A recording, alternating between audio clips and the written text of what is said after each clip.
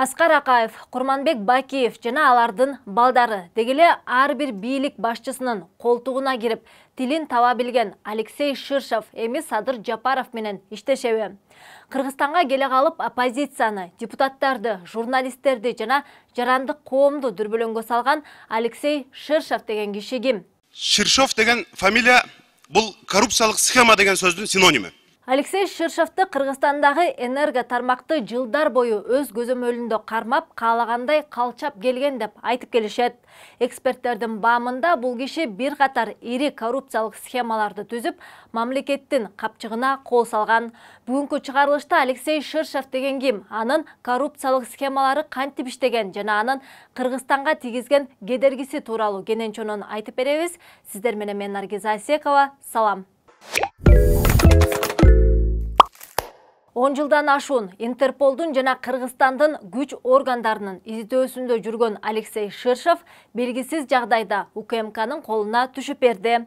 Ал кантип кайсы жерден кармалганы белгисиз. 10 майда Бишкектин 1 май райондук соту Алексей Ширшовдун баш коргоо чарасын карап, УКМКнын башкы тергөө башкармалыгынын өтүнүчү менен шектүүнү үй камагына чыгарган.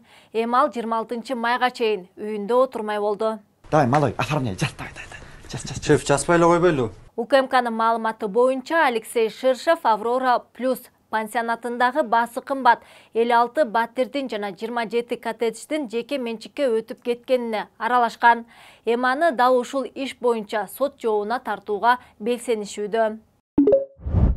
Азыр эми ага Аврора Плюс ал жактагы батир коттедждер боюнча эле кылмыш иши козголуптур. Ага түздөн-түз энергетика боюнча кылмыш иши козголушу керек. Коттедждер энергетикалык кылмыштардын жанында шоона эшпей калат. Алексей Ширшов азыр 46 жашта. Убагында Аскар Акаевдин баласы Айдар Акаевдин, кийин Курманбек Бакиевдин уулу Максим Бакиевдин кулагына энерго тармак боюнча идеяларды куюп турганы маалым. Ошондой эле ал Максим Бакиевдин эң жакын досторунун бири болгон.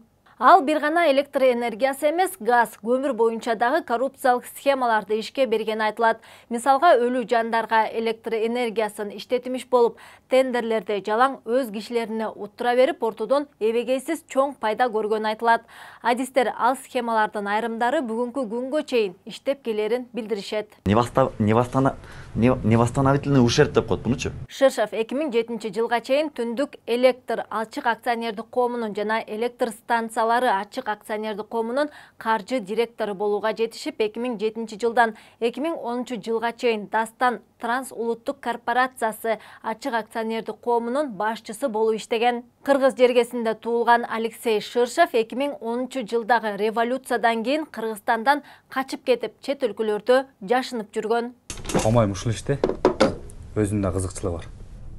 Конечно бар, өзүнүкү же бирөөнү прикрывать этип атат. Эми дал ушул Ширшов түздү делген коррупциялык схемаларга кенен кесир ар бирине токтоло кетели. Анын бери дегенде эле 6 түрү бар экенин Кактус Медиа аныктап чыккан. Номер 1 схема өлүү жандар деп аталат. Бул схема аркылуу электр энергиясы жашоодо жок абоненттерге жазылып келген. Бөлүштүрүү компаниялары курулуп жаткан, электр энергиясына кошула элек, газга түшүрүлө элек абоненттерди каттоого алып, бирок светти башка ири ишканаларга сатып келишкен. Проведем разъяснительную беседу. Разъяснительная беседа буга өтпөйт. Түтпөй каласыңыз. Тагыраагы ээн тилкеге электр энергиясын бөлүмүш болуп, иш жүзүндө аны ири ишканаларга счетчикти айланып өтүп сатып турушкан. Ал эми ээн тилкелердин төлөнбөгөн акчалары, карыздары коммерциялык жоготуулар деп жабылып келе берген. Мындай схема менен иштеген компаниялар энерго компаниялардын маалымат базасында болбогону менен Юстиция министрлиги жана мамлекеттик салык кызматынын документтеринде катталуу болгон. Номер 2 схема контролер менен сүйлөшүп алуу. Абонент энерго компаниянын кызматкери менен алдын ала келишип алып, колдонулган киловатт сааттар жашырылып келген. Өзүнүн пайдалануу нормасын билген абонент кайсы бир бөлүгүн мамлекетке төлөсө, кийинки бөлүгүн контролерго берип турчу. Бул ыкма аркылуу компаниядан электр энергиясын урдоо жолу иштелип чыккан. Кудайды карап урдасаңар боло. Эмнени отур? Эмне? Светти да. Койчу балам, болбогон сөздү. Эмне светиңди койнума катып алыптырмбы? Ой, электриңди көрөйүн. Номер 3 схема. Электр энергиясын официалдуу эмес экспорттоо. Электр энергиясын де-факто жана де-юре аркандай баада сатуу. Маселен, Кыргызстандын бийлиги энергиянын киловатт саатын 1 центке саттык деп жарыяласа, чынында Казакстан аны 3 центтен алып турган. Номер 4 схема. Электр тармактарын ижарага колдонуу. Бул ыкма аркылуу дагы коррупциялык жол түзүлүп, электр энергиясы уурдалып турган. Мисалга, 1,5 энергетика министрлигине барып, электр энергиясын сатып алуу жана аны кайра сатуу үчүн жең ичинен сүйлөшүп, лицензия алып, жеке менчик бөлүштүрүүчү компания түзөт дейли. Азыр бардыгы интернет аркылуу болуп калган. Керек болсо бизнести да интернет аркылуу кылып калышкан. Сетебе маркетинг жана фаберлик, арифлейм айтып атасың. Жок ай. Анан да ошол ишкана электр энергиясын өндүргөндөрдөн 26 тыйындан сатып алып, акыркы керектөөчүлөргө 1,5 сомдон сатып келген. Ортодогу кирешенин бардыгы компаниянын чөнтөгүнө түшүп турчу. Жана каражат менен алар каалагандай колдонуп келишкен. Болбосо, ортодогу кирешелердин кайсы бир бөлүгү энергосекторду өнүктүрүүгө, шаймандарды жаңылоого, инфраструктураны оңдоп түзөө, учетко алуу куралдарын орнотууга, энергия тармактарын өнүктүрүүгө жумшалышы керек эле. Казакстандан эски трансформацияларды алып келип, жаңы деп жазышчу. Жоготуулар 40-45%га чейин жетип, ошол акча накталай чыгарылып кеткен. Ортомчу компанияларды ачып алып, ошолор аркылуу акча жасалган. Ошол убакта коррупцияга каршы күрөшкөн комиссары азыркы президент Садыр Жапаров болчу. Ал ошонун баарын көргөн, билген. Эске салсак, ал маалда жеке менчик бөлүштүрүүчү компания иштетүү үчүн лицензия алуу жолу да өтө жөнөкөй болгон. Азыркы тапта андай лицензиялар дээрлик берилбей калганы айтылат. Номер 5 схема. Өз адамдар үчүн тендер, оңдоп түзөөгө, шаймандарды сатып алууга, курулушка атайын тендер уюштурулса, анда ал тендерди алдын ала даярдалган фирма утуп турган. Чынында эч нерсе өзгөрүүсүз болуп, акчалар фирмага жазыла берген. Номер 6 схема. Газ. Ширшовдун компаниясы Казакстандын арткан ашык газын алып, Кыргыз газга базардын баасынан төмөн сатып келген. Ошол кезде Кыргызстан бул маселе боюнча Өзбекстандан көз каранды болуп, контрабанданы өзбек аналогунан арзаныраак сатып алчу. Газга болгон баалардын ортосундагы айырма тараптардын капчыгында кала берген.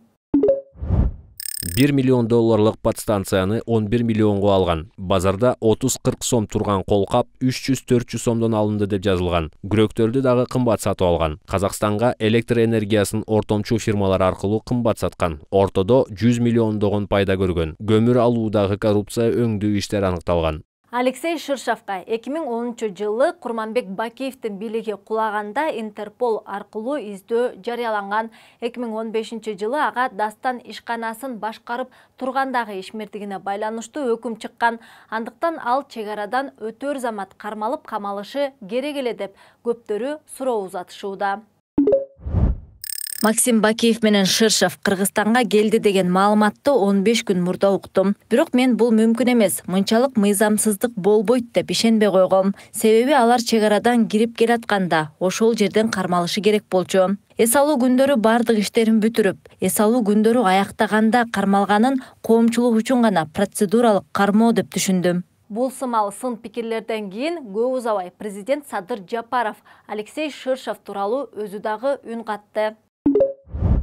Мындан 6-7 ай мурда мага жардамчыларым аркылуу Ширшов кайрылды. Мен Максим Бакиевдин $200 миллион камакта жаткан банкты таптым. Кыргызстанга кайтарсак болот. Ушул боюнча мени кабыл алабы деп суранып жатат дешти. Ал издөөдө да кантип кабыл алам дедим. Кыргызстанда бекен десем, чет өлкөдөн телефон аркылуу чыгып жатканын айтышты. Мен дароо баш прокурорго, УКМК, ИИМ жетекчилерине 2010 жылы кайсы жана кандай иштер боюнча кылмыш иши козголгонун билгиле деп тапшырма бердим. Жыйынтыгында баары Ширшовко бир дагы кылмыш иши козголбогонун айтып, издөөдө жок экени боюнча жооп беришти. Анда келе берсин, кабыл алам деп кабыл алдым. 2010 жылы убактылуу өкмөт Ширшовко иш козголбогондон кийин демек кабыл алсам болот да. Ошол эле күнү $200 миллион кайтаруу боюнча иш башталды. Андан бери бүгүнкү күнгө чейин 60-70% иштер бүтүп калды. Кудай буйрган күнү кайтарабыз. Бирок президент Садыр Жапаровдун Ширшовко бир дагы кылмыш иши козголбоптур, издөөдө жок экен деген сөздөрүн мурунку башкы прокурор Азимбек Бекназаров жалган деп билдирди.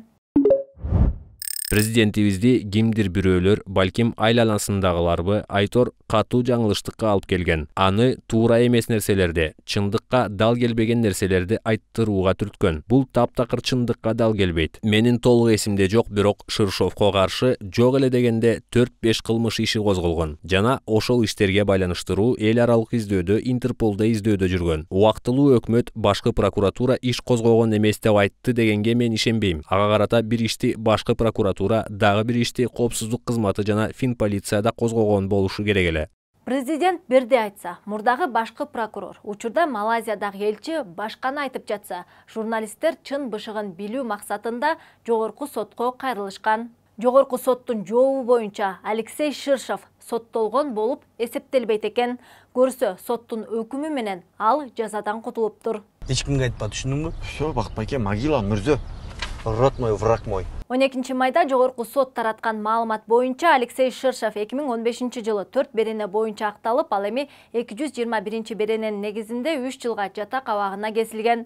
Бишкек шаардык сотунун 2015 жылдын 19 марттагы чечими менен райондук соттун айыптоо өкүмү өзгөртүлүп, 10 000 сом айып салынган. Айып бул 2015 жылы 25 августта төлөнгөн. Мындан улам 1 жылдан кийин Алексей Ширшовдун соттуулугу жоюлуп кеткен. Бул сымал өкүмдү жогорку соттагы колдоп берген. Кийин 2018 жылы 9 октябрда Бишкектин Октябрь райондук соту Алексей Ширшовду кылмыш кодексинин 309 беренесинин негизинде 5 эпизод боюнча күнөөлүү деп тапкан. Бирок кылмыштын мөөнөтү өтүп кеткенине байланыштуу кылмыш жоопкерчилигинен бошотулган. Октябрь райондук сотунун чечими 2019 жылы 17 майда жана 18 ноябрда шаардык жана жогорку сот тарабынан күчүндө калтырылган.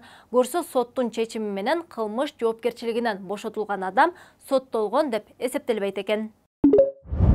Менимче, президентке кагаздарды киргизгенде ИИМ, башкы прокуратура жана башка кызматтар маалыматтарды жашырышкан. Себеби Ширшовдун келишине кам көрүп, анын мурдагы иштерин кыскартып, архивден өчүрүшкөн. Бирок бул жерге УКМК аралашкан эмес. Анткени атайын кызмат аны мурдагы козголгон иш боюнча камап жатпайбы. Президент Алексей Ширшовду камаганга санкция берген эмес. Ташиев болсо анын уруксатын алган эмес. Бул жерде пикир келишпестик бар экени байкалат. Ширшовдун көздөй адамдарынын 3-өө азыркы аткаруу бийлигинде министр 5-6 стратегиялык объектилерди башкарып отурат. Алар шефинин келишине даярданышкан. Айрым маалыматтар боюнча Алексей Ширшов боюнча бийликтин башка дагы пландары бар. Бул Кыргызстанда толук кандуу иш жүргүзүп жатат. Энергетика тармагынан сырткары тоо ген тармагына да байланыштуу иш жүргүзүп жатат деген маалымат бар. Ширшовду адалдаштыруу маселеси болуп жаткандай. Эми 1 жылдай сот болот. Анда 260 000 сом айып пул төлөсүн деген чечим чыгарат. Мүмкүн мамлекетке зыян келтирди деп 200-300 миллион сомду төлөттүрүшөт. Анан булар мурдагы командасы менен коррупциялык схемаларды кайра эле улантышы мүмкүн. Ал эми президент Садыр Жапаровдун айтымында Алексей Ширшов Бакиевтердин мүлкүн улутташтырууда кайсы аткаминер канча мүлктү талап тоноп кеткенин ачыктаганга жардам берет. Алардын аттарын УКМК жакынкы арада ачыктап, кылмыш иштери козголоорун убадалады. Bir коттедждин баасы $300 000 тегерегинде болсо, батирлердин ар бири $100 000 тегерегинде экен. Бул жалаң чоңдор талап тоноп алган коттедждер. Арасында убактылуу өкмөттүн мүчөлөрү да бар. Мен эмне үчүн элге бул маалыматты берип жатам? Себеби ошол эле адамдар эч нерсе болбогондой эле Ширшовду чет өлкөдө кармаш керек болчу же камактан чыгарбаш керек деп ач айкырык салып бийликти сындап жатат. Жакын арада УКМК коттедждердин ээлеринин аты жөнү менен жарыялап сотко жиберет. Президенттин айтымында Алексей Ширшов Максим Бакиевдин камакта жаткан $200 миллион Кыргызстанга кайтарып берүүгө жардам берет эмеш. Бирок Ширшовду Интерполдун издөөсүнөн куткарып калдым деген анын жактоочусу Алексей Елисеев ал $200 миллион Кыргызстанга кайтарууга мүмкүн эместигин билдирди.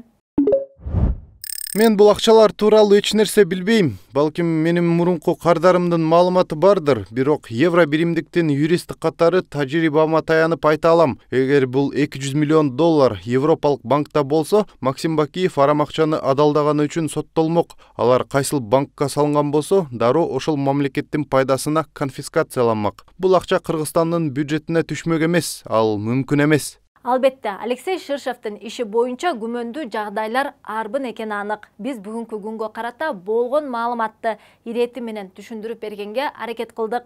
Алдыда бул маселеге кайтып келишибиз толук мүмкүн. Анткени чийлешкен бул окуянын түйүнү жакында чечилбейт көрүнөт. Сиздер менен мен Наргиза Асекова болдум. Эгерде бүгүнкү чыгарылыш пайдалуу болсо, анда видеого лайк басып, аны менен бөлүшкөндү унутпаңыз. Көрүшкөнчө.